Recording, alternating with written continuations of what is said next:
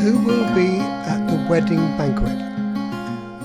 This follows on from the previous question about the 10 virgins and whether we are prepared or not when the bridegroom returns. Now I'm hoping you'll grant me some latitude and allow me to use the virgins, the lamps, and the oil in a symbolic way.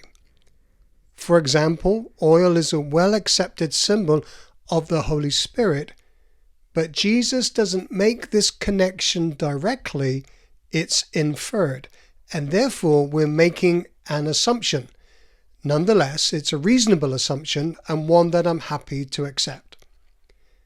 Now, in the same manner, to answer our question, who will be at the wedding banquet, even though this is hotly debated, I believe it's reasonable to say that the virgins can represent those who are saved. After all, they're all expected at the wedding.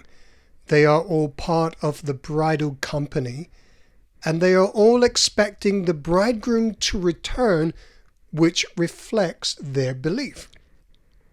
The problem is that the bridegroom was delayed in coming, and therefore was longer than they expected. So when they had all awoken, the foolish declare that their lamps are going out, or some translations say have gone out. But either way, it shows that they had been lit previously, which means they all began with a lamp and oil at some point. The difference between them was that the wise took extra oil in a separate flask. The Greek word used for the lamps going out is to quench.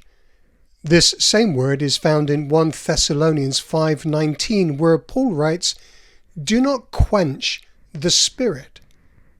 Oh, how we need to be continually filled with the Holy Spirit.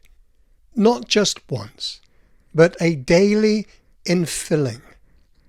You know there is extra oil for the bride to help her to be ready during the night watch. The foolish virgins' lamps had been quenched, and they had no oil. And therefore, whilst they had gone to buy oil, the door to the wedding banquet was shut, and they were not permitted to enter. So that when they pleaded to be let in, the Lord replied, "I do not know you."